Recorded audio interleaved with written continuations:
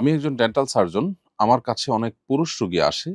দাঁতের চিকিৎসার ক্ষেত্রে সাধারণত রোগীর মুখ স্পর্শ করতে হয়। চিকিৎসার ক্ষেত্রে কোনো গায়রে মাহরাম পুরুষের মুখ স্পর্শ করা জায়েজ হবে কিনা? আ আপনার প্রশ্নের উত্তর হলো যে, পুরুষরা পুরুষ রোগীরা পুরুষ ডাক্তারের কাছে, মহিলা রোগীরা মহিলা চিকিৎসকের কাছে যাওয়ার চেষ্টা করবেন এবং সেই পথ যদি কোনোভাবেই খোলা না থাকে, আপনি এমন কোনো জায়গায় আছেন যে এই রোগের জন্য কোনো উম মহিলা হয়ে পুরুষ চিকিৎসক পাচ্ছেন না কিংবা পুরুষ হয়ে কোনো পুরুষ উপযুক্ত ভালো আ ডাক্তার পাচ্ছেন না। সেক্ষেত্রে কোনো নারীর কাছে যদি কেউ ট্রিটমেন্ট নেন সেটি জায়েজ হবে। আপনি অ্যাজ এ ডক্টর যদি কোনো পুরুষ পেশেন্ট পান তাহলে সেক্ষেত্রে অন্য পুরুষ পেশেন্টদের কাছে তাকে যাওয়ার জন্য পরামর্শ দিতে পারেন এবং সে রাস্তা আমাদের বাংলাদেশের প্রেক্ষাপটে আ অবশ্যই সুগম এবং অনেক বেশি খোলা আছে। একজন নারী হিসেবে আপনি নারী এবং শিশুদের চিকিৎসা করবেন। আমি জানি এতে হয়তো কিছুটা পেশেন্ট আপনার কমে যাবে এবং এটা আপনার জন্য একটু স্ট্রাগল এর হবে, একটু চ্যালেঞ্জিং হবে। কিন্তু এই চ্যালেঞ্জটাই তো দিনের খাতিরে আমাদেরকে নিতে হবে। আমরা যদি একটা সুস্থ সুন্দর সমাজ গড়তে চাই, তাহলে সেক্ষেত্রে সে সমাজের মধ্যে এই পশ্চিমা সংস্কৃতির যে প্রভাব, যেটার ফলশ্রুতিতে আমরা আমাদের দিনের দিক থেকে ক্ষতিগ্রস্ত হচ্ছি, সাংস্কৃতিক দিক থেকে ক্ষতিগ্রস্ত হচ্ছি, সেটা থেকে বাঁচবার জন্য আমাদের প্রত্যেককে যার, যার জায়গা থেকে সংগ্রাম করতে হবে। এই যে কোরবানি, এই যে ত্যাগ বা স্যাক্রিফাইস আপনি করবেন, এর ফলে আল্লাহ তাআলার কাছে আপনি আজর এবং বিনিময় লাভ করবেন। হ্যাঁ, কোনোভাবে যদি এমন হয় যে কোনো পুরুষ আ আ ডাক্তার নেই এটার জন্য এবং পুরুষ ডাক্তারের কাছে যাওয়াটা তার জন্য অনেক দুঃসাধ্য, কঠিন। তাহলে সেক্ষেত্রে নিরুপায় হিসাবে আপনি অবশ্যই এরকম রোগীর ট্রিটমেন্ট করতে পারেন এবং সেক্ষেত্রে গ্লাভস ইত্যাদি ব্যবহার করে নিয়ে আপনি যতটুকু না হলে নয়, ততটুকু স্পর্শ করবেন এবং ফিতনা থেকে বেঁচে থাকার জন্য সর্বাত্মক চেষ্টা করবেন। আল্লাহ রাব্বুল আলামিন চান আমরা যেন পবিত্র থাকি, আমাদের সমাজটা যেন পরিচ্ছন্ন থাকে, নোংরামিতে যেন ভরে না যায়। যেমনটি পশ্চিমা সভ্যতাকে যারা আলিঙ্গন করেছে তাদের সমাজটা নোংরা হয়ে গেছে এবং তারা যেরকম পবিত্র জীবনযাপনের কথা চিন্তাও করতে পারেন না। আল্লাহ রাব্বুল আলামিন আমাদেরকে যে নিয়ামত দিয়েছেন সেই নিয়ামতটাকে ধরে রাখবার জন্য আপনার চেষ্টা করা উচিত।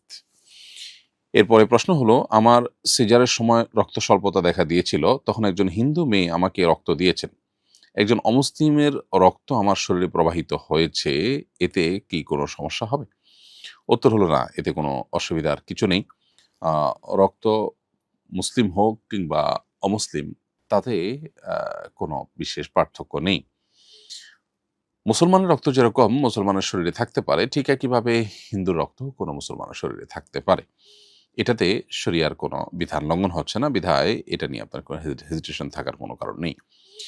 এরপরে প্রশ্ন হলো, বছর ঘুরে যখন আমার ছেলের জন্মদিন আসে, প্রতি বছরই জন্মদিনে তার সুস্থতা ও সুন্দর ভবিষ্যৎ কামনা করে মসজিদে মাদ্রাসায় কিছু টাকা আমি দান করে থাকি। এবার এক কলিগ বলল এটা বিদআত। এর মাধ্যমে তোমার ছেলের উপকার নয় বরঞ্চ আরো অপকার হবে। সঠিক বিষয়টা জানতে চাই। আ এই প্রশ্নের উত্তর হলো যে, জন্মদিবস উদযাপনের এই সংস্কৃতি মূলত পেগান এবং প্রকৃতি পূজারী থেকে এসেছে এবং এর সাথে তাদের ধর্মবিশ্বাসের একটা নিগূঢ় সম্পর্ক কিন্তু আছে। একজন মুসলমান হিসেবে আমরা এজন্য জন্মদিবসকে কোনোভাবে উদযাপন করতে পারি না। জন্মদিনকে কেন্দ্র করে এই যে আপনি মসজিদ মাদ্রাসা দান করছেন বা বিশেষ কিছু করছেন, এটাও এক প্রকারের উদযাপন এবং এটাও সেই দিবসটাকে প্রমোট করার নামান্তর। আপনি মৌলিকভাবে আপনার সন্তানের কল্যাণ কামনা করে আল্লাহর কাছে দান সাদাকা করতে পারেন। সেটার জন্য আ আপনাকে বিশেষভাবে আ আপনার জন্মদিবসকেই কেন বেছে নিতে হবে? সারা বছরই আপনি দান করতে পারেন। যদি এমন হয় যে জন্মদিবসের দানটা আপনার কাকতালীয়, অর্থাৎ আ আপনি সপ্তাহ নির্দিষ্ট দিনে দান করে থাকেন, সেটা কাকতালীয়ভাবে জন্মদিবসে পড়ে গেছে অথবা প্রতিদিন দেন সেই হিসাবে জন্মদিবসেও দিয়েছেন, তাতে অসুবিধা নেই।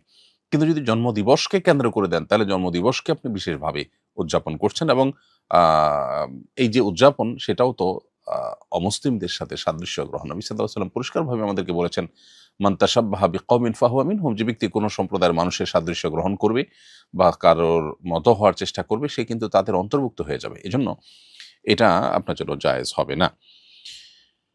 তবে আপনার কলিগ যেটা বলেছেন বেদাত, এখানে বেদাত হওয়ার ইস্যু নেই।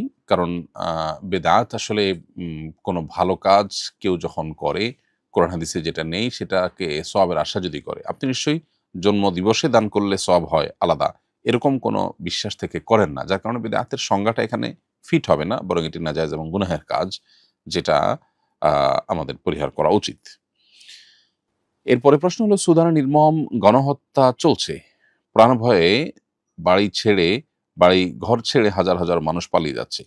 মানবাধিকার সংস্থা কিংবা মুসলিম বিশ্বেরও কোনো কার্যকরী পদক্ষেপ তেমন চোখে পড়েনি।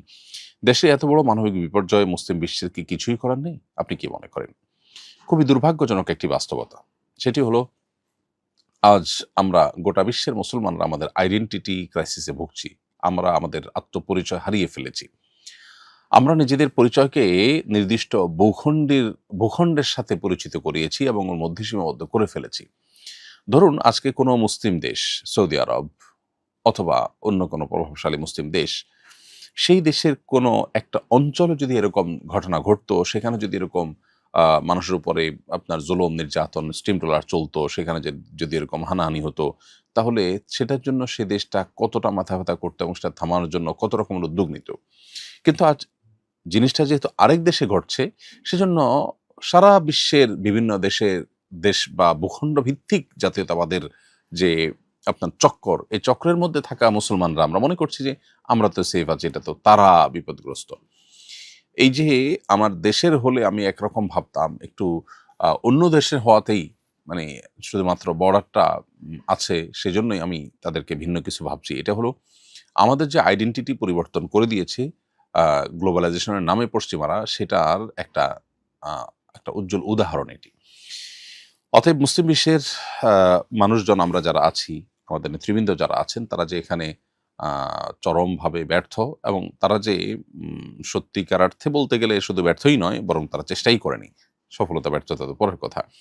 এবং তারা আল্লাহ তাআলার কাছে আসামি, এবং আমরা সবাই আল্লাহ তাআলার কাছে এর জন্য কম বেশি জবাব দিতে হবে এবং প্রশ্নের মুখোমুখি আমরা হব। এর পাশাপাশি আরেকটা বিষয় আমাদের মাথায় রাখতে হবে, সেটি হলো যে সেখানে, অর্থাৎ আফ্রিকার দেশগুলোতে কিন্তু আপনার পশ্চিমা বিশ্বের মোড়ল রাষ্ট্রগুলোর প্রচুর পরিমাণ কার্যক্রম আছে। আমরা জানি জাতিসংঘের তরফ থেকে আপনার সেখানে যে শান্তিরক্ষা মিশনের নামে পৃথিবীর বিভিন্ন দেশ থেকে যে সেনাবাহিনী এবং পুলিশ, আইনশৃঙ্খলা রক্ষাকারী বাহিনীর সদস্য এবং অফিসারদেরকে সেখানে নেওয়া হয়। কিসের জন্য? শান্তি রক্ষার জন্য। সেখানে কোন শান্তিটা তারা রক্ষা করেন? তাদের যে সমস্ত লুটপাট হয়ে থাকে আফ্রিকা থেকে, সেই লুটপাটে যারা বাধা দেয়, তাদের বিরুদ্ধে লড়াই করার মধ্য দিয়ে তারা তথাকথিত শান্তি রক্ষার মিশন পরিচালনা করে থাকেন। সত্যিকারের শান্তি রক্ষা তো তখনই হবে যখন সুদানের এরকম তাদের যে গৃহযুদ্ধ, ক্ষমতার দ্বন্দ্ব, সেটির ফলে যে সাধারণ মানুষকে গণহারে হত্যা করা হচ্ছে, এটিকে থামাবার জন্য যদি কোনো কার্যকর উদ্যোগ নেওয়া হয়। দুর্ভাগ্যজনকভাবে সেরকম উদ্যোগ নেওয়ার কোনো ন্যূনতম কোনো প্রচেষ্টাও তাদের চোখে পড়েনি। এরপরও আজকের এই পৃথিবীর তথাকথিত সভ্য দুনিয়ার আসল অসভ্য রূপ, এবং মুখে ভালো ভালো কথা বলা আর বাস্তবে শুধুই লুটতরাজ করা এবং নিজেদের ক্ষমতা পাকাপোক্ত করা, সাম্রাজ্যবাদকে বিস্তার করা, এছাড়া অন্য কোনো টার্গেট যে তাদের নেই, সেটি দিনের আলো মতো পরিষ্কার, কিন্তু আমরা এরপরও অনেকে বুঝতে পারছি না। এটি দুর্ভাগ্যজনক একটি বাস্তবতা। আমরা দোয়া করি আল্লাহ রব্বুল আলামিন সুদানের মানুষের কষ্ট দূর করে দিন, এবং তাদের কষ্ট দূর করবার জন্য একজন মুসলিম হিসেবে আমাদের যে ন্যূনতম দায়িত্ব আছে, সেই দায়িত্বটুকু আল্লাহ আমাদেরকে পালন করবার তৌফিক দান করুন। আমাদের বাসা ৬ তলা বিল্ডিং, নিচতলা মসজিদ, ২য় তলায় আমরা থাকি। চাইলে কি আমরা বাসা থেকে জামাতে শরিক হতে পারবো? উত্তর হলো যে, একটা ভবনের যদি বেশ কয়েকটা ফ্লোর মসজিদ হয়, তাহলে সবগুলো মিলে একটা জায়গা হিসাবে ধর্তব্য হয়। ধরুন, একটা মসজিদের ৩টা ফ্লোর আছে, ground floor, first floor, second floor. এই ৩টা ফ্লোরের যে কোনো ফ্লোরে দাঁড়ালেই সেটি মসজিদে দাঁড়ানো হিসেবে বিবেচিত হবে, কারণ ৩টা মিলে একটা হিসাবে গণ্য হবে, কারণ ৩টাই মূলত মসজিদ। কিন্তু যদি একই বিল্ডিং এর একটা ফ্লোর মসজিদ হয়, হতে পারে যে টেম্পোরারি মসজিদ, অথবা এটা পাঞ্জেগানা মসজিদ, নিয়মতান্ত্রিক অফ মসজিদ না, অথবা নিয়মতান্ত্রিক মসজিদ, কিন্তু একটা ফ্লোর মসজিদ, উপরে হয়তো বাসা, ইমাম সাহেবের বাসা বা অন্য কারোর বাসা। তো উপরে যেহেতু বাসা, সেহেতু ভিন্ন জায়গা হিসেবে সেটি গণ্য হবে, কারণ পারপাস সম্পূর্ণ ভিন্ন। আর যখন সেটি মসজিদ নয়, অন্য কিছু, অতএব সেখানে দাঁড়িয়ে নামাজ পড়লে আপনি মসজিদে জামাতে দাঁড়িয়ে নামাজ পড়েছেন, সেটি মনে করা হবে না এবং সেটি বলা যাবে না। যার ফলে আপনাকে মসজিদে এসেই জামাতে শামিল হতে হবে, আপনার বাসা থেকে আপনি শামিল হতে পারেন না। ঠিক একইভাবে মসজিদের ঠিক আশেপাশে ডানে বামে অথবা পূব দিকে যে সমস্ত বাসাবাড়িগুলো আছে, বিশেষ করে ঢাকা শহরে আমরা জানি যে খুব লাগোয়া বিল্ডিংগুলো, তো এই ভবনগুলোতে, এইসব বাসাবাড়িতে যদি আপনি বসবাস করেন, আপাতদৃষ্টিতে আপনার বাসা থেকে মসজিদ হয়তো মাত্র ২০ ফিটের দূরত্ব, ৩০ ফিটের দূরত্ব কিংবা আরো কম দূরত্ব আছে। তো আপনি এখানে কাতার বরাবর দাঁড়িয়ে আপনার বাসা থেকে যদি নামাজে শামিল হন, আপনার নামাজ হবে না। কারণ আপনি ভিন্ন একটি ভবনে আছেন, ভিন্ন একটি জায়গায় আছেন যেটি মসজিদ নয়। একই জায়গায় দাঁড়িয়ে যদি আপনি জামাতে শামিল হন, সেটি বিশুদ্ধ হবে ইক্তেদা। আর যদি জায়গা ভিন্ন হয়ে যায়, ইমাম সাহেব এক জায়গায়, আপনি আরেক জায়গায়, ইমাম সাহেব মসজিদে আছেন, আপনি আরেকটা ভবনে আছেন, তাহলে সেক্ষেত্রে সেটা কিন্তু ইক্তেদা বিশুদ্ধ হওয়ার জন্য যথেষ্ট নয়। এখানে যে ইত্তেসাল বা কাতারের যে সম্মিলন থাকা দরকার, এটি সেখানে থাকছে না, বরং গ্যাপ হয়ে যাচ্ছে। বিধায় এরকম করা আপনার জায়েজ হবে না। হ্যাঁ, মসজিদের পূব পাশে রাস্তা অংশে মানুষ দাঁড়ায়। এটা হলো মসজিদ থেকে বের হয়েও মানুষ বাহির পর্যন্ত চলে আসে যখন, এটা ওভারফ্লো হয়ে যায়। ওভারফ্লোর ফলে যেটা হয়ে যায় সেটা কিন্তু মসজিদের মধ্যেই গণ্য হবে, ওই জামাতের মধ্যে গণ্য হবে। কিন্তু যখন ভিন্ন ভবন থাকে তখন সেটা কোনোভাবে ওভারফ্লো হয়ে ওখানে গেছে এবং ওইটা কানেকশন আছে সেরকমটি বলা যাচ্ছে না। কিন্তু রাস্তা যারা দাঁড়ায় তাদের সাথে মসজিদের সাথে কানেকশন থাকে প্রত্যক্ষভাবেই। অতএব আপনি মসজিদে এসেই জামাতে শামিল হতে হবে। আবুল কালাম আজাদ লিখেছেন, আমার স্ত্রী মাসিক চলাকালীন অর্থাৎ নাপাক অবস্থায় মারা গেছেন। এ নিয়ে আমার খুব দুশ্চিন্তা কাজ করে। নাপাক অবস্থায় কারো মৃত্যু হলে সেটা কি খারাপ? তার শেষটা ভালো হলো না, বিষয়টা কি এমন? ভাই আবুল কালাম আজাদ, আপনার প্রশ্ন উত্তর হলো যে ঋতুস্রাব হওয়া এটা কোনো খারাপ বিষয় নয়। আপনার স্ত্রী যে অবস্থায় মারা গেছেন সেটি খারাপ অবস্থায় মারা গেছেন এমন নয়। কেউ যদি পাপে লিপ্ত অবস্থায়, কোনো গুনাহে লিপ্ত অবস্থায়, কোনো অন্যায়ে লিপ্ত অবস্থায় মারা যান তাহলে সেটা খারাপ। আপনার স্ত্রী যে অবস্থায় মারা গেছেন সেটি কোনো অন্যায় নয়, সেটা কোনো অপরাধ নয়। অতএব এটার জন্য আপনার খারাপ লাগা কাজ করবে কেন? এটা যেহেতু সাধারণ বিষয়, স্বাভাবিক বিষয়, আল্লাহ তাআলা প্রদত্ত বিষয় এবং আল্লাহ কর্তৃক অবধারিত বিষয়, বিধায় এই অবস্থার মৃত্যু আপনার জন্য স আ মূলত কোনো খারাপ কোনো মৃত্যু হিসেবে বিবেচিত হবে না। অতএব দেখার বিষয় হলো তিনি ঈমানদার অবস্থায় মারা গেছেন কিনা। অর্থাৎ যখন তার মৃত্যু হয়েছে তখন তিনি তার শেষ অবস্থায় ঈমানদার ছিল কিনা। যদি শেষ অবস্থায় ঈমান থাকে এবং ঈমানদার অবস্থায় মৃত্যুবরণ করে থাকেন তাহলে ইনশাআল্লাহ বিইذনিল্লাহ আ তার এই মৃত্যুকে খারাপ মৃত্যু বলবার কোনো কারণ নেই। এরপরে প্রশ্ন হলো, আমার স্বামী গরুর ব্যবসা করেন। তিনি মালিকের কাছ থেকে চুক্তিভিত্তিক গরু নিয়ে আসেন। পরে বিক্রি করে মালিকের টাকা পরিশোধ করে দেন। এই সময়ের মধ্যে যদি গরুটি গাভী হয়, তাহলে আমরা দুধ দহন করে তা বিক্রি করি, নিজেরাও খাই। আর যদি ষাঁড় হয়, তাহলে অন্যান্য সুবিধাগুলো ভোগ করে থাকি। বিক্রি করার এ সময়ের মধ্যে কি ধ আ কি এ ধরনের ফায়দা ভোগ করা আমাদের জন্য জায়েজ হচ্ছে? উত্তর হলো যে আপনার স্বামী মূল মালিক থেকে ক্রয় করে আনেন। এরকম যদি হয় তাহলে সেক্ষেত্রে আপনার স্বামী গরুর মালিক হয়ে যাবেন এবং সেক্ষেত্রে তার জন্য এগুলো জায়েজ আছে। অর্থাৎ গরু থেকে গরুর দুধ দোয়া বা এ টাইপের যত সুবিধা আছে সেটা ভোগ করা আপনার জন্য জায়েজ আছে। আর যদি আ সম্পূর্ণ ক্রয়-বিক্রয় সম্পন্ন না হয়, এমন হতে পারে যে ক্রয়-বিক্রয় সম্পন্ন হয়েছে। আ উম আপনার মূল্য তিনি পরে পরিশোধ করবেন, বাকিতে কিনেছেন। এরকম যদি হয় তাহলে তার জন্য তো এই গরুর দুধ দহন করা এবং গরু দ্বারা অন্যান্য বেনিফিট নেওয়া জায়েজ আছে। ব্যাপারটা যদি সেরকম না হয়, বরং বিক্রিটাই পূর্ণাঙ্গ না হয়, ঝুলন্ত থাকে, তাহলে সেক্ষেত্রে আপনার স্বামীর জন্য এটা ভোগ করা জায়েজ হবে না। এরপর প্রশ্ন হলো, আমি স্থানীয় একটা বেসরকারি কলেজের সভাপতি ছিলাম। সভাপতি নির্বাচিত হওয়ার পর আমি ছাত্র স্টাফদের কলেজের উন্নয়নমূলক বেশ কিছু প্রতিশ্রুতি দিয়েছিলাম। কিন্তু বাস্তবে আমার সীমিত সক্ষমতা অন্যান্য কমিটির পর্যাপ্ত সহযোগিতা না পাওয়ায় সেসব প্রতিশ্রুতি অল্প সম্পন্ন করতে পেরেছি। এতে কি আমি প্রতিশ্রুতি ভঙ্গ করার গুনাহগার হব? ছাত্র স্টাফদের কাছে দায়বদ্ধ থাকব? কমিটি ও কলেজ প্রশাসনিক আ সহায়তা না থাকলেও কি আমার ব্যক্তিগত জায়গা থেকে হলেও প্রতিশ্রুতি পূরণ করা জরুরি ছিল? খুবই গুরুত্বপূর্ণ প্রশ্ন। বিভিন্ন নির্বাচনকে ঘিরে নানা রকমের প্রতিশ্রুতি দিয়ে থাকেন নির্বাচনের ক্যান্ডিডেটরা। তাদের মনে রাখতে হবে যে, যেই প্রতিশ্রুতি তিনি রক্ষা করতে পারবেন না তিনি জানেন, সেরকম প্রতিশ্রুতি দেওয়া প্রতারণার শামিল এবং গুনাহের শামিল। অতএব সেরকম প্রতিশ্রুতি দেওয়ার কারণে আল্লাহর কাছে আপনি অপরাধী হবেন এবং আপনি প্রতারক হিসেবে আল্লাহ তাআলার কাছে গুনাহগার হিসেবে বিবেচিত হবেন।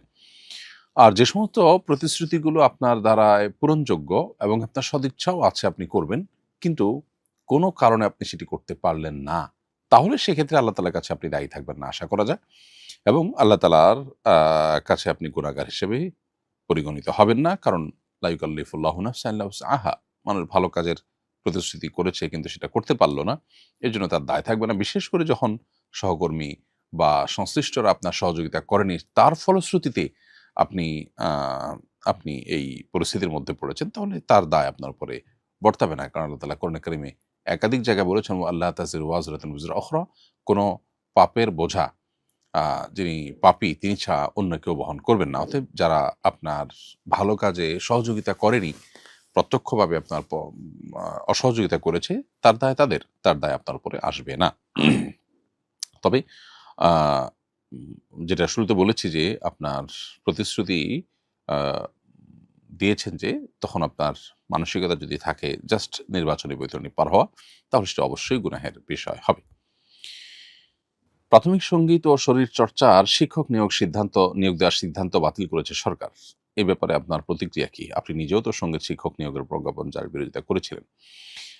প্রথম কথা হলো যে এটার জন্য সংশ্লিষ্টদেরকে আমরা অবশ্যই ধন্যবাদ জানাই। কারণ এতে গণ আকাঙ্ক্ষার প্রতিফলন ঘটেছে বলে আমরা বিশ্বাস করি। এদেশে দীর্ঘদিন পর্যন্ত সাধারণ মানুষের চিন্তা, চেতনা, তাদের আদর্শ পরিপন্থী বিষয়গুলো তাদের উপর চাপিয়ে দেওয়া, খুবই সীমিত সংখ্যক মানুষের চিন্তা এবং দর্শনকে চাপিয়ে দেওয়ার একটা প্রচেষ্টা দীর্ঘদিন থেকে চলে আসছে।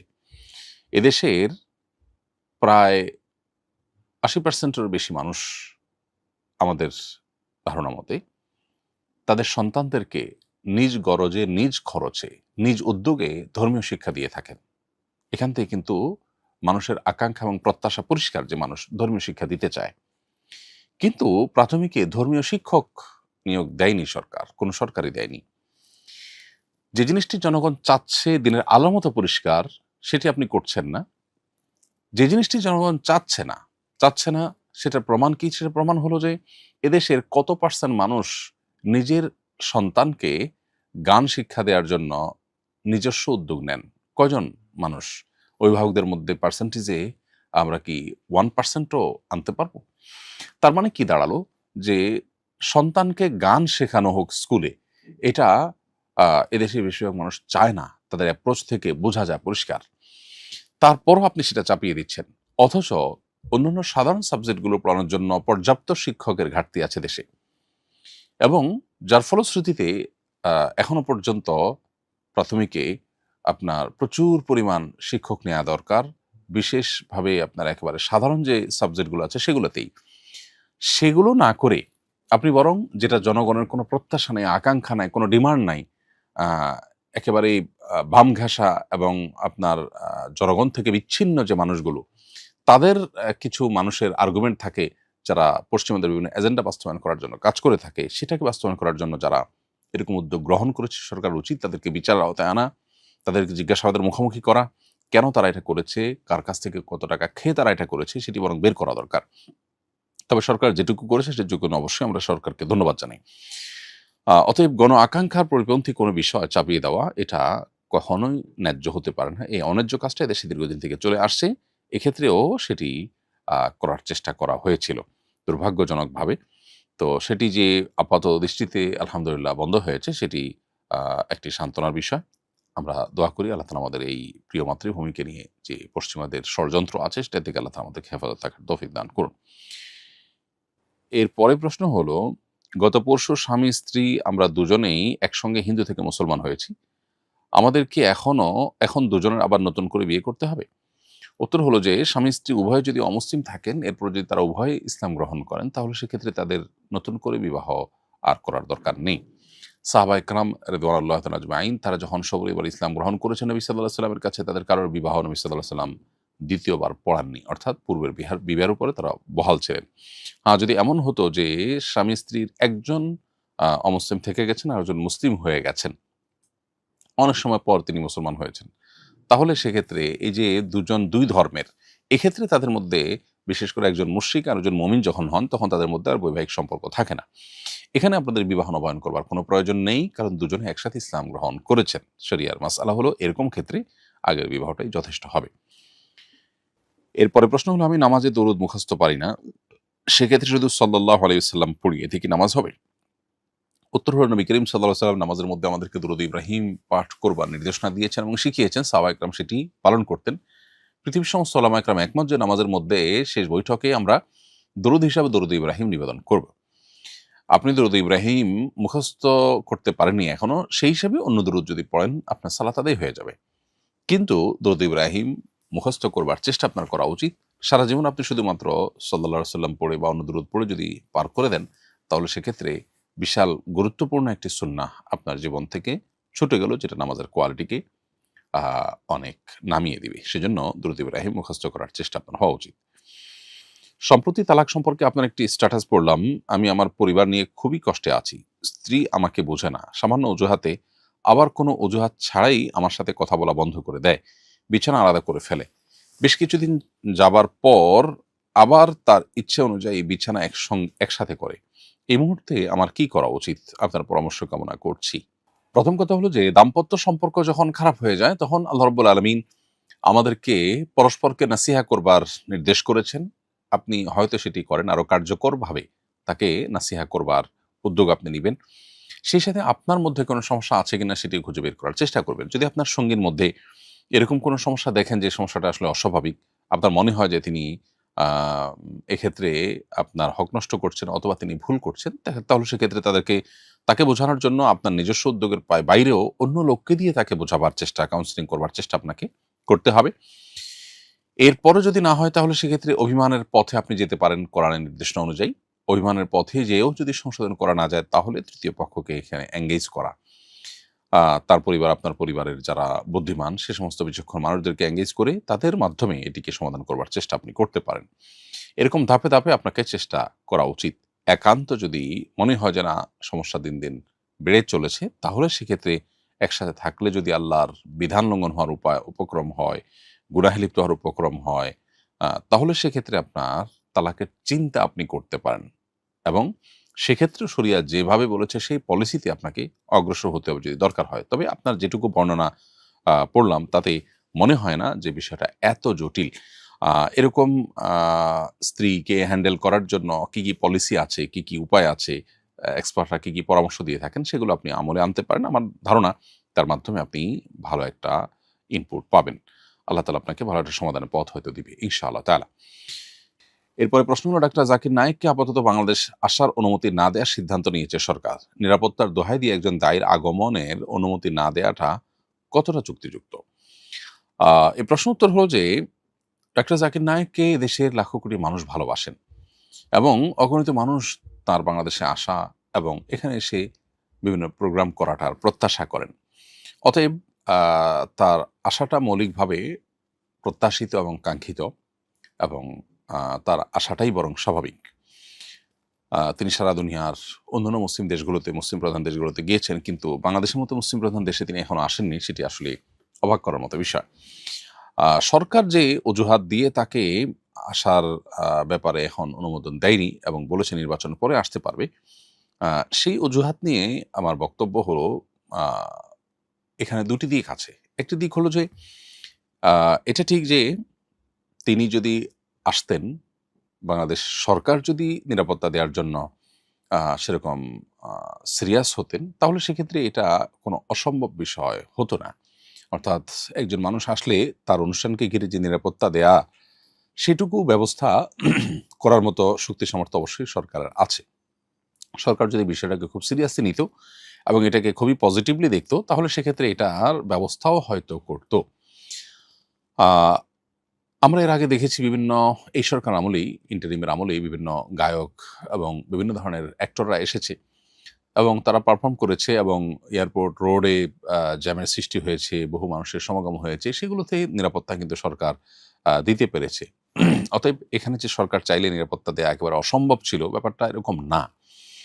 তবে আরেকটা বাস্তবতা এখানে আছে, সেটা হলো যে আমাদের দেশে সাম্প্রতিক সময়গুলোতে আইনশৃঙ্খলার যে পরিস্থিতি, বিশেষ করে নির্বাচন যত ঘনিয়ে আসছে, নানান ষড়যন্ত্রের ডালপালা গজাচ্ছে খুবই স্বাভাবিকভাবে। এয়ারপোর্টে আগুন লেগেছে, আর অনেকগুলো ঘটনা ঘটেছে। এগুলো থেকে বোঝা যায় যে বড় কোনো গ্যাদারিং, অস্বাভাবিক রকমের কোনো গ্যাদারিং যদি এই মুহূর্তে হয়, সেখানে কোনো অসাধু চক্র সেখানে কোনো দুর্ঘটনা ঘটিয়ে পরিস্থিতি ঘোলাটে করবার চেষ্টা করতে পারে। তো সেটাও আমাদের মাথায় রাখা দরকার এবং সেটিকে বিবেচনায় এনে তার এই আশাটা যদি ২-৪ মাস পরে হয়, ২-৪ বা ৬ মাস পরে হয়, তাহলে সেটা আমার মনে হয় না মন্দ, এবং ইনশাআল্লাহ আমার বিশ্বাস তিনি বাংলাদেশে আসবেন আজ অথবা কাল। বাংলাদেশে তার আশা এবং তার দাওয়াতি কাজ করার সুযোগ আছে, এবং সেই সুযোগটা দিন দিন আরও বাড়িতে হবে ইনশাআল্লাহ তাআলা।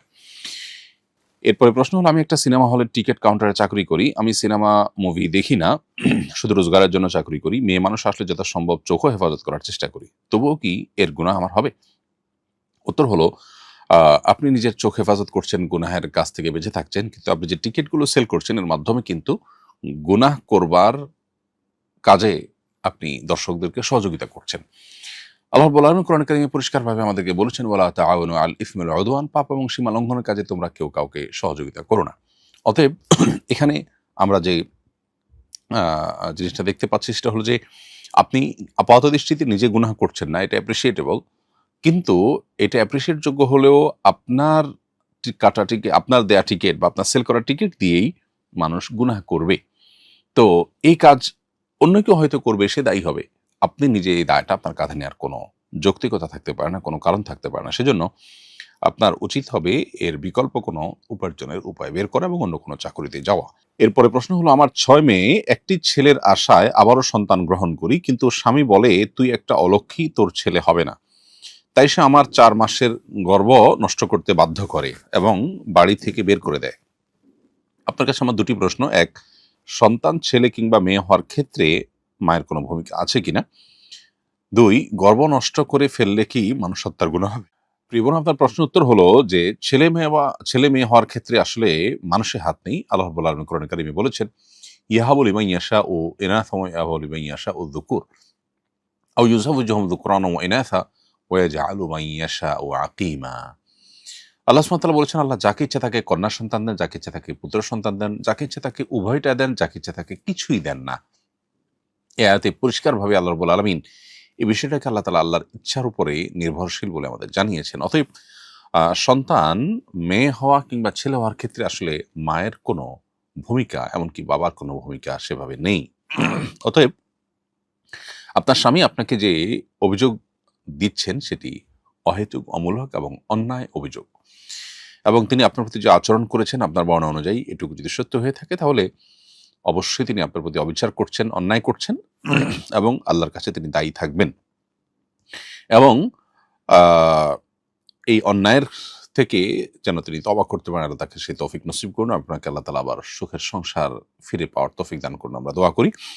আর দ্বিতীয় আপনার যে প্রশ্ন সেটা হলো যে, গর্ভের সন্তান নষ্ট করার কারণে মানুষ হত্যার গুনাহ হবে কিনা? সন্তানের মধ্যে যখন প্রাণ সঞ্চারিত হয় গর্ভের সন্তানের মধ্যে, তখন সে সন্তান নষ্ট করা আর মানুষ হত্যা করা একই জিনিস। কারণ প্রাণ চলে আসার পর সে পূর্ণাঙ্গ প্রাণী বা মানুষ হিসাবে আপনার ভূষিত হয়, আখ্যায়িত হয়। ওই সময় সেই সন্তান নষ্ট করা, গর্ভস্থ সন্তান নষ্ট করা, এটা ভয়াবহ ব্যাপার। অতএব 120 দিন আপনার বর্ণ অনুযায়ী হয়ে গেছে, এরকম অবস্থায় সন্তান নষ্ট করা অবশ্যই ভয়াবহ গুনহের ব্যাপার হয়েছে। এই জন্য স্বামী যত জোরই করুক, আপনার সেটা করা উচিত হয়নি। আপনার সাধ্যের শেষটুকুন দিয়ে আপনি লড়ে যাওয়া উচিত ছিল। সেটা আপনি কতটা করেছেন যদি আমি জানি না। তারপরও আমি বলবো আপনাকে, যদি এখানে আপনার নিজের অন্তত সেখান থেকে পালিয়ে গিয়ে হলেও এই গুনাহ থেকে বাঁচার সুযোগ থেকে থাকে আর সেটি আপনি গ্রহণ না করে থাকেন, তাহলে আল্লাহর কাছে আপনি এখন তওবা করবেন, কায়মুল বাক্যে ক্ষমা চাইবেন, এবং আপনার স্বামী যে অপরাধ করেছে তার জন্য তিনি আল্লাহর কাছে অবশ্যই জবাবদিহিতার মুখোমুখি হবেন। এবং এ ধরনের গুনাহ থেকে আমাদের বেঁচে থাকার চেষ্টা সবারই করতে হবে। প্রিয় দর্শক, দেখতে দেখতে অনুষ্ঠানের ঠিক মাঝামাঝি পর্যায়ে আমরা পৌঁছে গেছি। সময় হয়েছে ছোট্ট একটি বিরতিতে যাওয়ার। বিরতির পর আমরা আবারও ফিরে আসছি ঈশ্বরের সমাধান অনুষ্ঠানে। আশা করছি আমাদের সঙ্গেই থাকবেন। ব্যক্তি স্বাবলম্বী না হলে পরিবার এগোবে না, পরিবার না এগোলে সমাজ এগোবে না, সমাজ না এগোলে রাষ্ট্র থমকে দাঁড়াবে। তাই ব্যক্তিকে স্বাবলম্বী করে তুলতে আস-সুন্নাহ ফাউন্ডেশন স্বাবলম্বীকরণ প্রকল্প হাতে নিয়েছে কয়েক বছর আগে।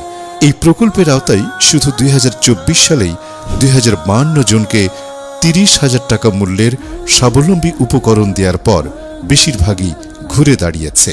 2025 সালে দক্ষ দরিদ্র জনগোষ্ঠীকে 50,000 থেকে 3 লক্ষ টাকা মূলধন উপকরণ দেওয়ার কার্যক্রম ইতোমধ্যেই শুরু হয়েছে। অসহায় এই সব মানুষের ঘুরে দাঁড়ানোর গল্পে আপনিও অংশীদার হন।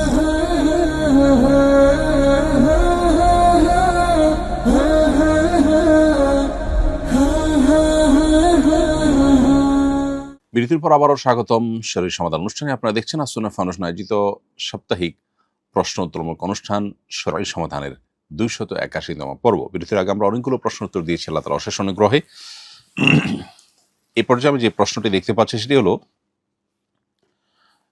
একজন লিখেছেন, কোরআন তেলাওয়াত শুনতে আমার খুব ভালো লাগে। অফিসে প্রায় সময় আমি মৃদু স্বরে তেলাওয়াত চালু রাখি। অনেক সময় সিজদার আয়াতও তেলাওয়াত হয়। প্রশ্ন হলো, অডিও থেকে সিজদার আয়াত শুনলে কি সিজদা দেওয়া ওয়াজিব হবে? উত্তর হলো, রেকর্ডেড তেলাওয়াত যদি হয়, রেকর্ডকৃত তেলাওয়াত যদি আপনি শুনেন এবং সেখানে যদি সিজদার আয়াত থাকে, তাহলে সেক্ষেত্রে আপনাকে তেলাওয়াতে সিজদা দিতে হবে না।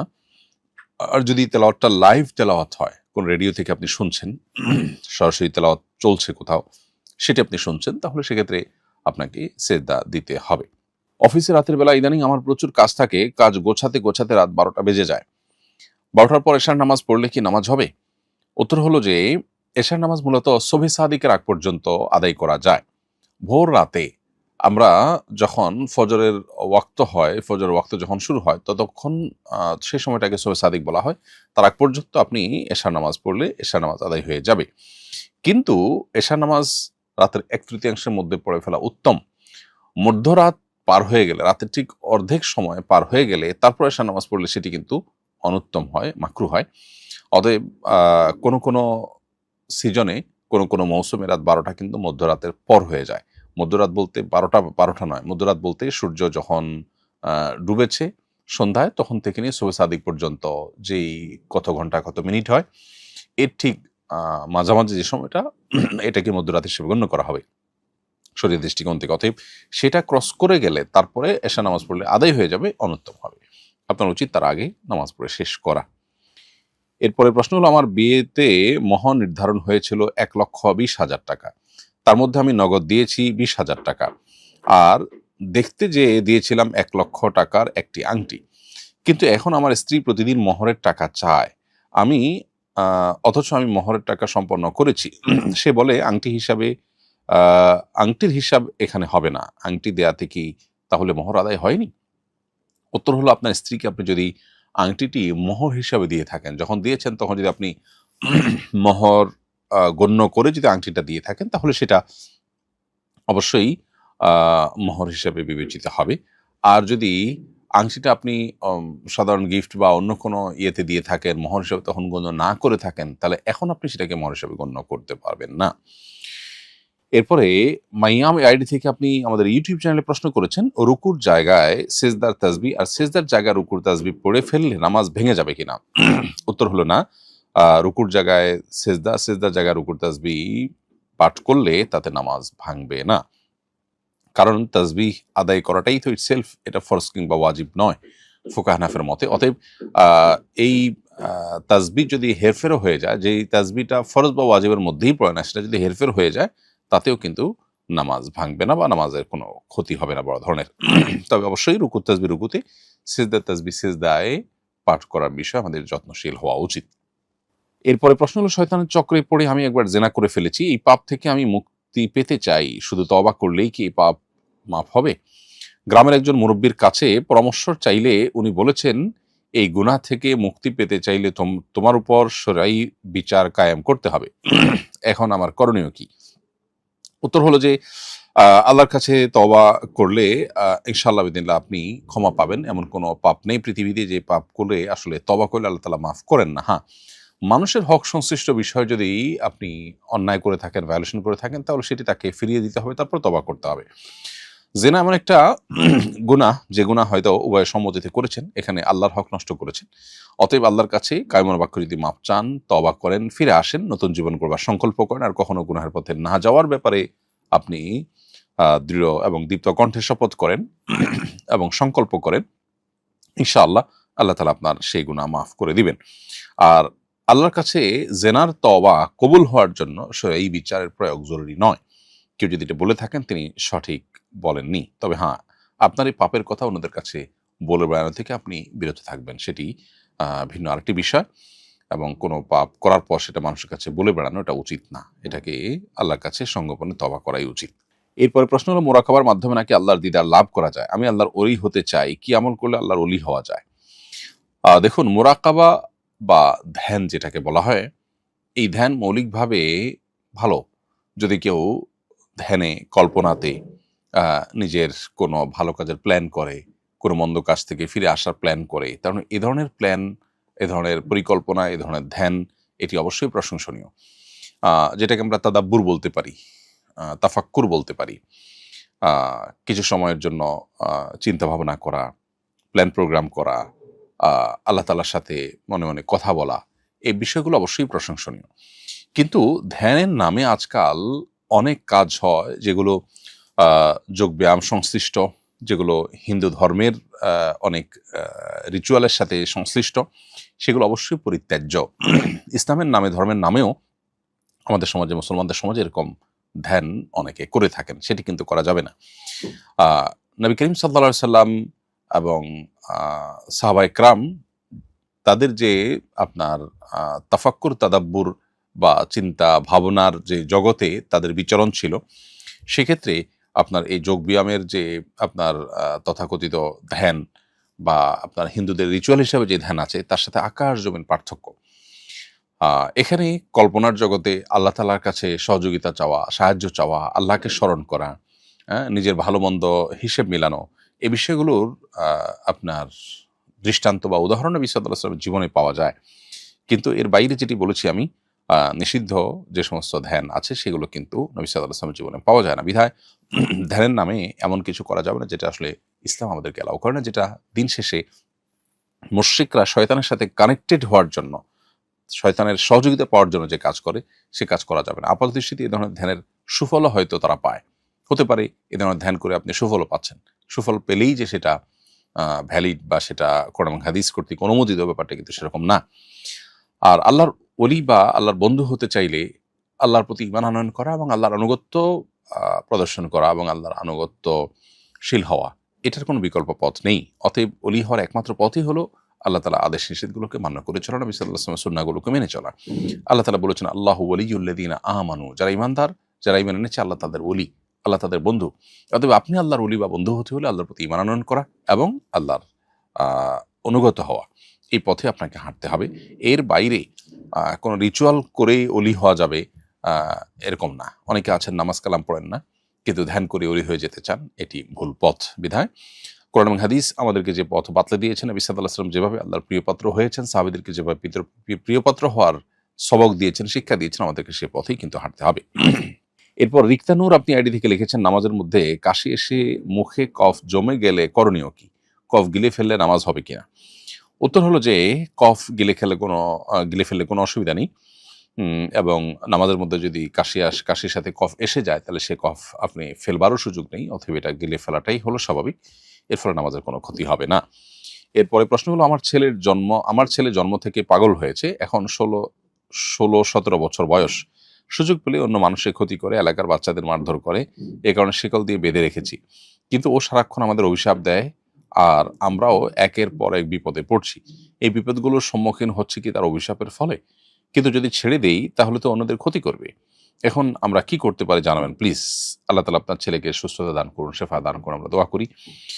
তাকে যদি ট্রিটমেন্ট করার কোনো সুযোগ থাকে তাহলে তার ট্রিটমেন্ট করাবেন। এমনকি বিষয়টা জিন ব্ল্যাক ম্যাজিকের কোনো সমস্যা কিনা সেটা নিরূপণ করবার জন্য বা সেটাকে ডায়াগনোসিস করার জন্য আপনি কোনো রাকির শরণাপন্ন হতে পারেন বা সেলফ রুকিয়া করতে পারেন।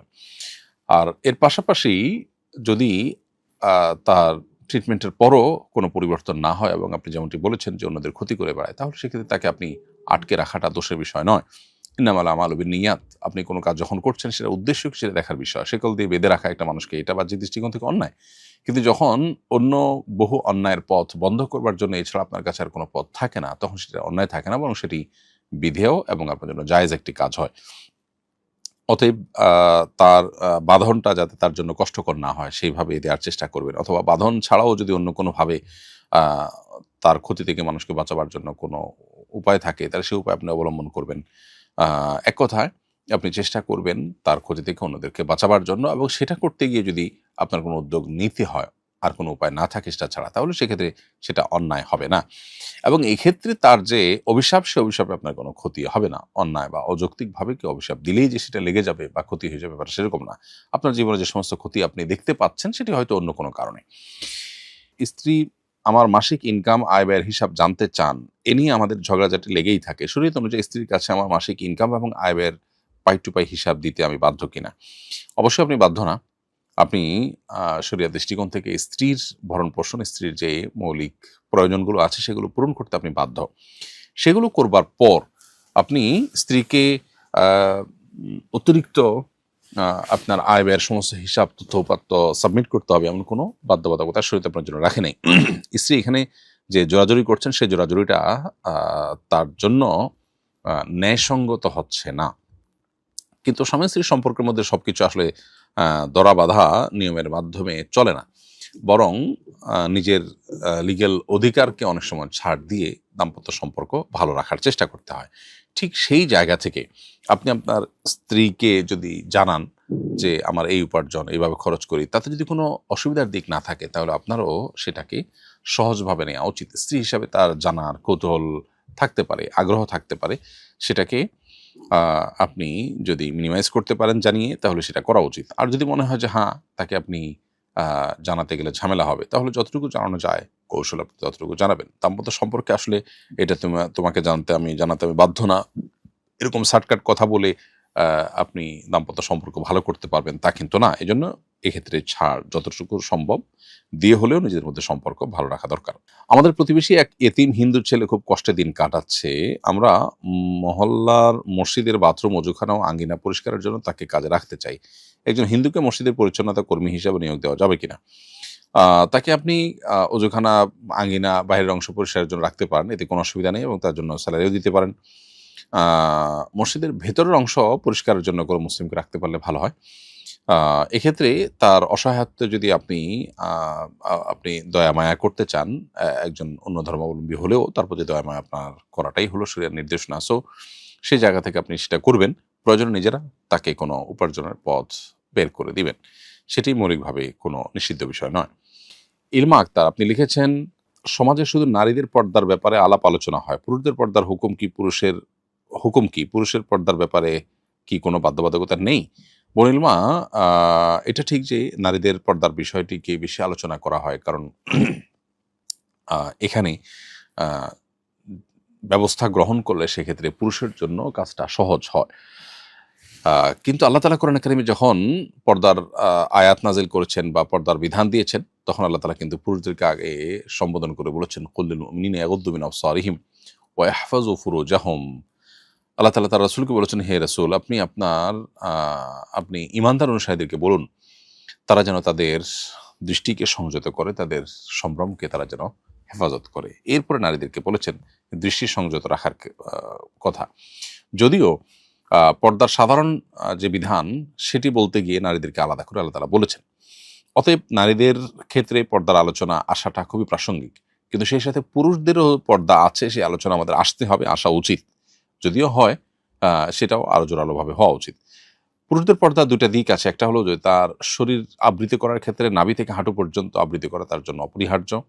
দ্বিতীয়ত হলো পরনারী থেকে নিজের দৃষ্টিকে অবনত রাখা। এটা তার জন্য অপরিহার্য। অতএব এরকম ২ ভাবে পর্দা করে তাকে শরিয়ার নির্দেশ মেনে চলতে হবে। এর মধ্যেই আল্লাহ তাআলা আমাদের কল্যাণ রেখেছেন। আর না হলে আমরা মানসিকভাবে অস্থির হব, অপবিত্র হব, গুনাহের দিকে আমরা ধাবিত হব। সেখান থেকে আমাদের বেঁচে থাকার চেষ্টা করতে হবে। প্রশ্ন হলো, আমি একটি টেইলার্সের মালিক। কিছু কাপড় বানানো হয়েছে, ২ বছর হয়ে গেছে। তবুও গ্রাহক তার কাপড় নিচ্ছে না। আমি অবশ্য কোথাও কোনো সময়সীমার শর্ত দেইনি।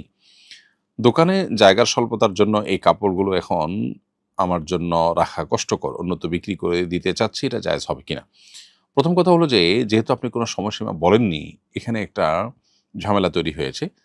অনেক টেইলার্সরা তাদের রিসিটের মধ্যে লিখে রাখেন যে এতদিন পর আর এই কাপড়ের দাবি দাওয়া করা যাবে না, বা এতদিন পরে আসলে আর কাপড় পাবেন না, বা এতদিনের মধ্যে নিতে হবে, এরকম বাধ্যবাধকতা থাকে। তারপরও আপনি উল্লেখ না করলে আমাদের সমাজে প্রচলিত আছে, মানুষ ১ সপ্তাহ, ১০ দিন, ১৫ দিন, ২০ দিন বা ১-২ মাসের ভিতরে কাপড় নিয়ে নেয়। ২ বছর পর বা ৩ বছর পর কেউ কাপড় নিতে আসে না। এটা আমাদের সমাজের সাধারণ ওরফ বা প্রচলন। যেহেতু এরকম প্রচলন আছে আমাদের সমাজে, সেহেতু আপনার এই কাপড়গুলো রাখা যদি সত্যিই কষ্টকর হয়, কোনোভাবে যদি আপনি রাখাটা অসম্ভব হয়, তাহলে আপনি বিক্রি করে দিতে পারেন। কিন্তু এর মালিক যদি কখনো আসে, তখন তাকে এই কাপড়ের মূল্য, বিকৃত টাকা আপনি তাকে ফেরত দিতে হবে। তাকে না পেলে আপনি দান করে দিতে পারেন। তকি আহমেদ আপনি লিখেছেন, আমাদের অফিসের পাশেই বড় মসজিদ রয়েছে, মসজিদ রেখে অফিসে ঘরোয়াভাবে নামাজ পড়ার বিধান কি? ভাই তকি আহমেদ, মসজিদে গিয়ে নামাজ পড়াটা সুন্নাতে মুআক্কাদা। বিনা ওজরে মসজিদের পরিবর্তে বাসা বাড়িতে বা অফিসে নামাজ পড়া অনুচিত। যদি এমন হয় যে অফিসে অনেক লোকজন আছেন, তারা সবাই মসজিদে যাওয়া আসা, এটাতে অনেক বেশি সময় ব্যয় হবে, বরং তারা এখানে পাঞ্জেগানা মসজিদের অ্যারেঞ্জ করতে পারেন, তাহলে সেক্ষেত্রে অফিসে জামাত করতে পারেন। কিন্তু বাসা বাড়িতে নামাজ পড়ে নেওয়া, মসজিদে না যাওয়া, বিশেষ করে এটা অলসতার কারণে হয়ে থাকে, এটা অনুচিত এবং এটা না করা উচিত।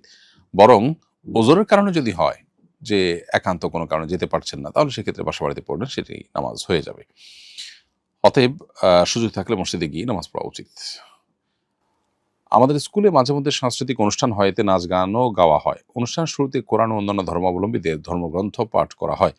প্রশ্ন হলো, যে অনুষ্ঠানে নাচ গান হয় সেখানে কোরআন পাঠ করলে কি কোরআন অবমাননা হয় না?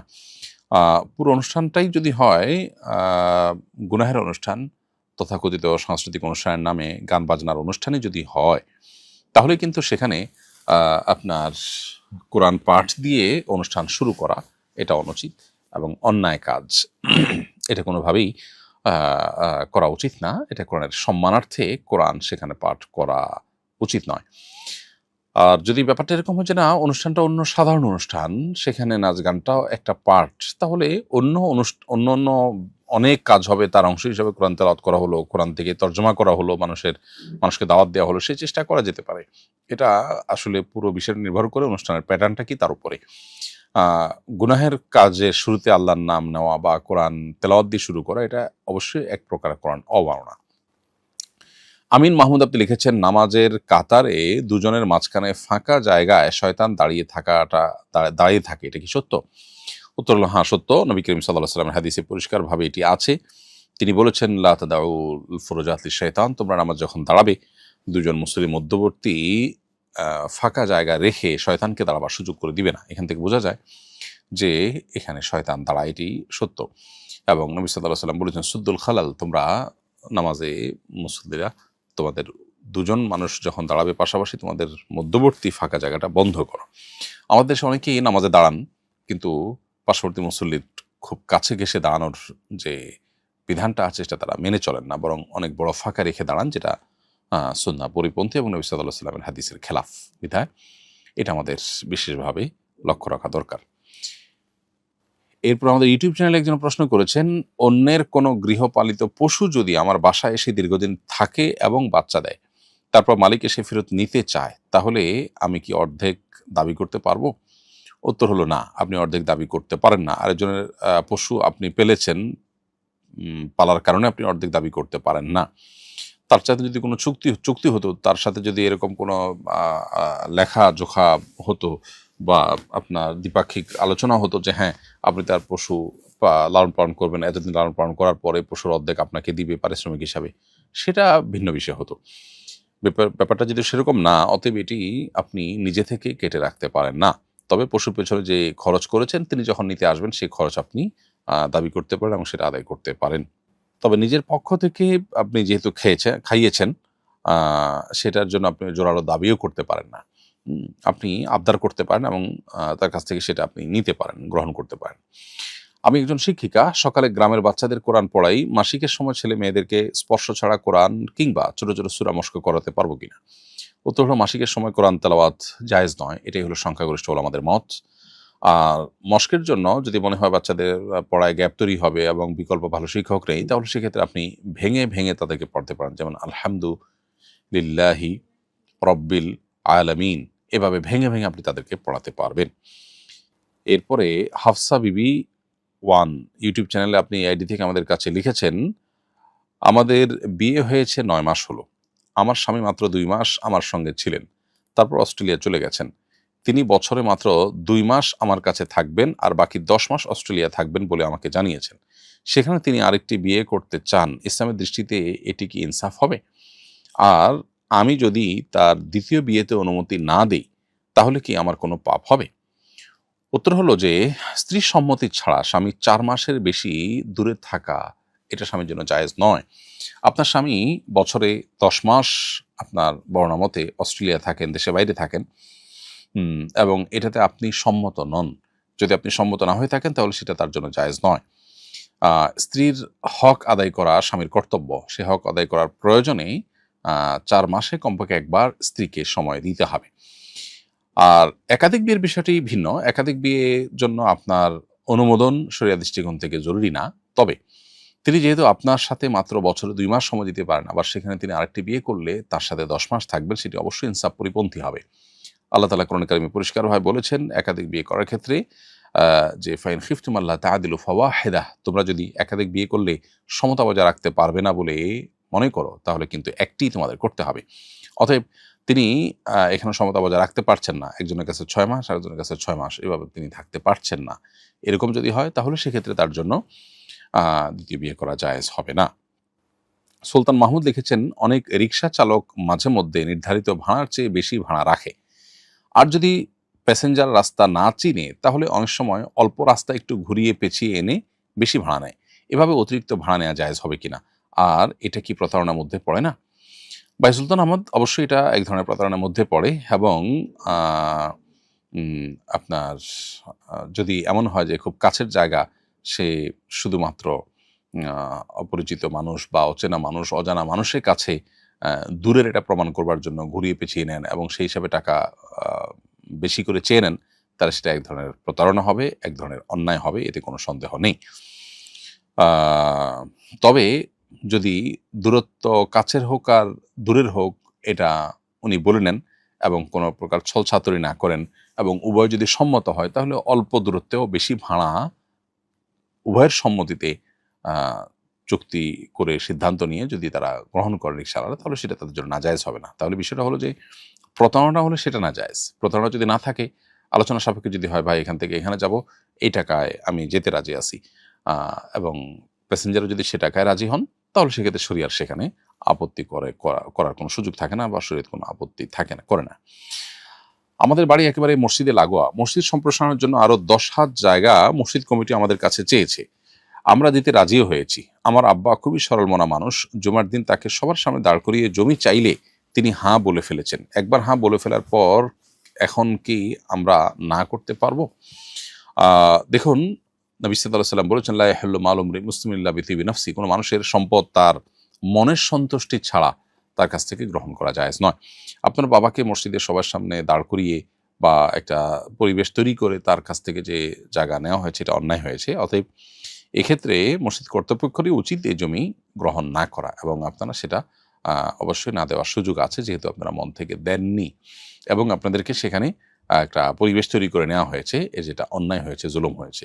বিধায় মসজিদের জন্য এভাবে জমি কালেকশন করা বা জমি আদায় করা অনুচিত। আবার আপনাদেরও লক্ষ্য করা দরকার, যদি এটা দেয়াতে আপনাদের বড় কোনো ক্ষতি না হয়, মসজিদের জন্য যদি এতটুকু ভালো কাজ করবার সুযোগ থাকে, তাহলে সেটা আপনাদের চেষ্টা করা উচিত। অবশ্য আপনাদেরকে বাধ্য করবার অধিকার ইসলাম কাউকে দেয়নি। 5 বছর বয়সে আমার মা মারা যান। পরে বাবা অন্যত্র বিয়ে করেন।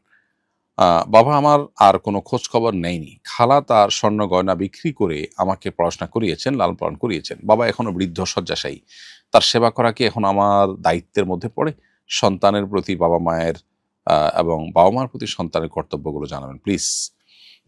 অনেক বড় প্রশ্ন এটি, অর্থাৎ যে প্রশ্ন উত্তর দিতে বহু সময় দরকার। আমরা খুবই সংক্ষেপ করে যদি বলার চেষ্টা করি, সন্তানের প্রতি বাবা মায়ের কর্তব্য হলো সন্তান এর ভরণ পোষণের ব্যবস্থা করা, তার সুন্দর নাম দেওয়া, তাকে ইসলামিক তারবিয়াত এবং দ্বীনি তারবিয়াত দিয়ে বড় করে তোলা, এবং তার সাথে সদাচরণ করা, দোয়া মায়া করা, সন্তান একাধিক হলে তাদের প্রতি বৈষম্য না করা, এগুলো সন্তানের প্রতি বাবা মায়ের কর্তব্য। আর বাবা মার প্রতি সন্তানের কর্তব্য হলো বাবা মাকে শ্রদ্ধা করা, তাদের ন্যায্য কোনো নির্দেশনা থাকলে সেটা মেনে চলা, এবং তাদের ভরণ পোষণের ব্যবস্থা করা এবং তাদের প্রতি সদাচরণ করা, দয়া পরবশ থাকা, এটা সন্তান হিসেবে বাবা মার প্রতি তাদের কর্তব্য।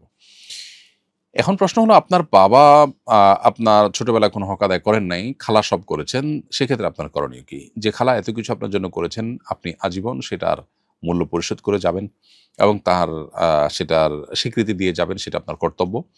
কিন্তু সেই সাথে আপনার বাবা যে আপনাকে জন্ম দিয়েছেন, শুধুমাত্র এই জন্ম দেওয়ার ফলেই কিন্তু যিনি আপনার বাবা হয়ে গেছেন, তার প্রতি আপনার দায়িত্ব এবং কর্তব্য কিন্তু অটোমেটিক সৃষ্টি হয়ে গেছে, বিধায় সেটি আপনাকে পালন করার জন্য সচেষ্ট থাকতে হবে এবং সেটি আপনি পালন করে যেতে হবে। বাবা কিছু করেননি, তার দায় তিনি আল্লাহর কাছে অবশ্যই বহন করবেন এবং তিনি আপনার প্রতি যে হক নষ্ট করেছেন সেটার জন্য আল্লাহর কাছে দায়ী থাকবেন। বরং আপনি বাবাকে যদি মাফ করে দেন যে তিনি অন্যায় করেছেন, তাহলে সেটা হবে আপনার মহানুভবতা। আর আপনার জায়গা থেকে তার প্রতি সদাচরণ করাও দরকার এবং সাধ্য অনুযায়ী বাবা হিসাবে তার সেবা করা, আর্থিক সঙ্গতি থাকলে সেটা দিয়ে তার সহযোগিতা করা, অন্য কোনোভাবে তার শুশ্রূষা, তার সেবা, তার খোঁজখবর নেওয়া, তার কাছে যাওয়া, এই কাজগুলো আপনার করা দরকার। এটা গিভ অ্যান্ড টেকের বিষয় নয় যে বাবা করলে আমি করব, তিনি না করলে আমি করব না। তো এই সম্পর্ক তো অন্য ১০ জনের সাথেই। কেউ আপনার প্রতি সদাচরণ করলে আপনি তার প্রতি সদাচরণ করবেন, এটা তো অন্য ১০ জনের সাথে। কিন্তু বাবা যিনি অথবা রক্ত সম্পর্কীয় যারা, তাদের শুধু রক্ত সম্পর্কীয় মানুষ হওয়ার কারণেই তাদের একটা কর্তব্য, তাদের প্রতি একটা কর্তব্য চলে আসে, বিধায় সেই কর্তব্য আপনাকে আদায় করার চেষ্টা করতে হবে। আশরাফুল ইসলাম আপনি লিখেছেন, বাবা স্কুলের নির্ধারিত টাকা ছাড়া আমাকে আর কোনো টাকা দেন না। আমার কোচিং খরচ ৫০০ টাকা। যদি আমি কোচিং খরচের নামে বাবার থেকে ১,০০০ টাকা নেই, তাহলে এটা কি হারাম হবে? বা আশরাফুল ইসলাম, অবশ্যই স্পষ্ট মিথ্যা কথা বলা হারাম। ইসলাম সেটার অনুমোদন করেন আমাদের জন্য। অতএব আপনি মিথ্যা কথা হলে বাবার কাছ থেকে টাকা নিতে পারেন না। তবে বাবাকে বুঝিয়ে আপনার প্রয়োজনের কথা বলে আপনি টাকা নেওয়ার চেষ্টা করবেন। আর প্রয়োজনে আপনি কষ্ট করবেন, তাই বলে মিথ্যা বলবেন না। ইসলাম আমাদেরকে কোনো অবস্থাতেই কিন্তু মিথ্যা বলার অনুমোদন দেয়নি। এরপর আমাদের ইউটিউব চ্যানেলে একটি প্রশ্ন করেছেন একজনের, সেটি হলো হাফেজে কোরআনের মর্যাদা জানতে চাই। হাফেজে কোরআনের মর্যাদা সম্পর্কে আবু দাউদে বর্ণিত একটা হাদিস আছে। আব্দুল ইবনে আমর রাদিয়াল্লাহু বর্ণনা করেছেন যে নবী করিম সাল্লাল্লাহু আলাইহি ওয়াসাল্লাম বলেছেন, কিয়ামতের দিন কোরআন ধারণকারী ব্যক্তিকে বলা হবে, ইকরা ওয়ারতাকি ওয়ারাত্তিল কামা কুনতা তুরাত্তিলু ফিদ দুনিয়া। তুমি তেলাওয়াত করো এবং তেলাওয়াত করে তোমার মর্যাদা বৃদ্ধি করো, তারতিলের সাথে, শুদ্ধতার সাথে, সুন্দর করে দৃঢ়তার সাথে তেলাওয়াত করো যেভাবে দুনিয়াতে করতে। ফাইন্না মানজিলাকা ইনদা আখিরি আয়াতিন তাকরাউহা। আজ তেলাওয়াত করতে করতে যেখানে গিয়ে তুমি থামবে, এই তোমার আয়াতের শেষ প্রান্ত যেখানে গিয়ে থামবে, প্রত্যেকটা আয়াতে তোমার মর্যাদা বৃদ্ধি পাবে এবং তোমার অবস্থান ঠিক সেখানে গিয়ে থামবে। এখান থেকে বোঝা যায় যে হাফেজ কোরআনের মর্যাদা কিয়ামতে কত বেশি হবে। অতএব আল্লাহ তাআলা যাকে যতটুকু সাধ্য দিয়েছেন তিনি ততটুকু কোরআনের হিফজ করার চেষ্টা করা দরকার। এরপরে প্রশ্ন হলো, আমি একটা হোটেলে মালিক। সাধারণত আমরা খাবারের সঙ্গে সালাদ দেই, কিন্তু আমি কর্মচারীদের বলি যে সবাইকে নয়, বরং যাদের মনে হবে একটু এলিট তাদেরকে দিবে। বড় ভাই বললেন, অল্প হলেও এর মাধ্যমে তুই অন্যের হক মেরে খাচ্ছিস, কিয়ামতের দিন মাপ পাবি না। বিষয়টা কি এমন, নাকি সালাদ যেহেতু ফ্রি দেই আমরা যাকে ইচ্ছা তাকে দিলাম, অনুগ্রহ করে জানাবেন। উত্তর হলো, সালাদ যেহেতু আপনি ফ্রি দিচ্ছেন, অতএব এটা আপনার এখতিয়ারাধীন বিষয়, আপনি কাকে ফ্রি দিবেন কাকে ফ্রি দিবেন না, অবশ্যই এটা আপনার এখতিয়ারাধীন বিষয়। এবং এখানে যদি আপনি কাউকে দেন আর কাউকে না দেন, মৌলিকভাবে কারোর হক আপনি নষ্ট করেননি, কারণ তাকে আপনি এটি দিতে বাধ্য নন আপনার ঐচ্ছিক বিষয় হওয়ার কারণে। কিন্তু এটাও ঠিক যে কোনো যৌক্তিক কারণ ছাড়া কাস্টমারের মধ্যে এই যে বৈষম্য করছেন, একজন এলিট হওয়ার কারণে তাকে দিচ্ছেন, আর একজন সাধারণ মানুষ হওয়ার কারণে তাকে দিচ্ছেন না, অথচ উভয়ের কাছে আপনি ব্যবসা করছেন সমান্তরালভাবে। তো উভয়ের কাছ থেকে আপনি লাভবান হচ্ছেন সমানভাবে, কিন্তু দেয়ার ক্ষেত্রে শুধুমাত্র একজন এলিটকে আপনি দিচ্ছেন, অর্থাৎ যার টাকা দিয়ে কিনে খাওয়ার সামর্থ্য আছে তাকে আপনি দিচ্ছেন, আর যার টাকা দিয়ে কিনে খাওয়ার সামর্থ্য নাই তাকে আপনি দিচ্ছেন না। এটা অবশ্যই আপনার সিদ্ধান্তগত ত্রুটি এবং নৈতিক অবস্থান এর জায়গা থেকে এটি অনুচিত। তবে এর কারণে আপনি গুনাহগার হচ্ছেন বা কারোর হক মেরে খাচ্ছেন, ব্যাপারটা সেরকম না। বালেগ হওয়ার আগে পাপ করলে কি গুনাহ হয়? আমার মনে পড়ে তখনও বালেগ হয়নি, কিন্তু ভালো মন্দ বুঝতাম। ওই সময় অন্যের কাছ থেকে আম চুরি করে খেয়েছি, তাতে কি পাপ হয়েছিল?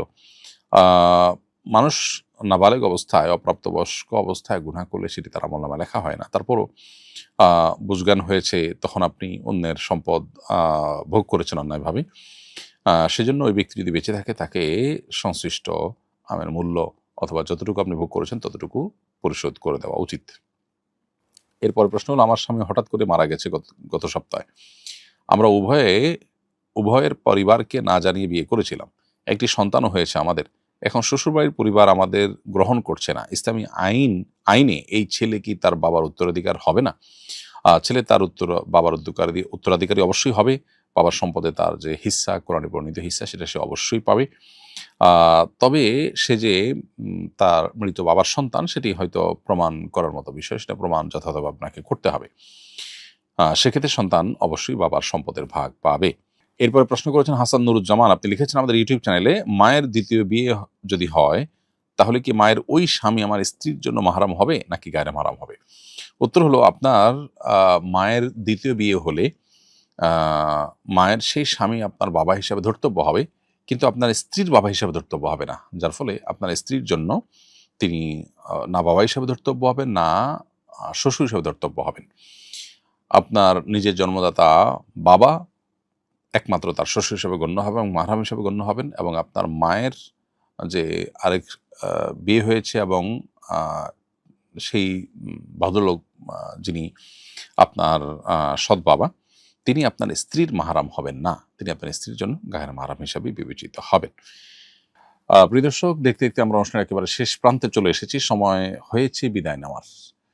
আমরা এই প্রশ্ন উত্তর দেওয়ার মধ্য দিয়ে আজকের অনুষ্ঠান শেষ করছি। আর অনেক প্রশ্ন আমাদের কাছে রয়ে গেছে যে প্রশ্ন উত্তর দেওয়া সম্ভব হয়নি। ইনশাআল্লাহ বিদিনিল্লাহ অফিস দিনগুলোতে আমাদের ওলামায়ে কেরাম, প্রশিক্ষিত বিদগ্ধ আলেমগণ আপনাদেরকে রিপ্লাইয়ের মাধ্যমে প্রশ্ন উত্তর দেওয়ার চেষ্টা করবেন। এছাড়াও আমরা অনুষ্ঠানের শুরুতে যেটি বলছিলাম যে আসন্ন ফাউন্ডেশন অফিসিয়াল নাম্বারে প্রতিদিন বাংলাদেশ সময় সকাল 8টা থেকে রাত 10টা পর্যন্ত যে কোনো সময় ফোন করলে আপনার যে কোনো শরিয়া রিলেটেড প্রশ্নের উত্তর আপনি জেনে নিতে পারবেন। একদল প্রশিক্ষিত দক্ষ বিদগ্ধ আলেম এবং মুফতিগণ আপনাদের প্রশ্ন উত্তর দেওয়ার জন্য অপেক্ষমান থাকেন, বিধায় সেখানে আপনাদের প্রশ্ন উত্তর আপনারা জেনে নিতে পারবেন।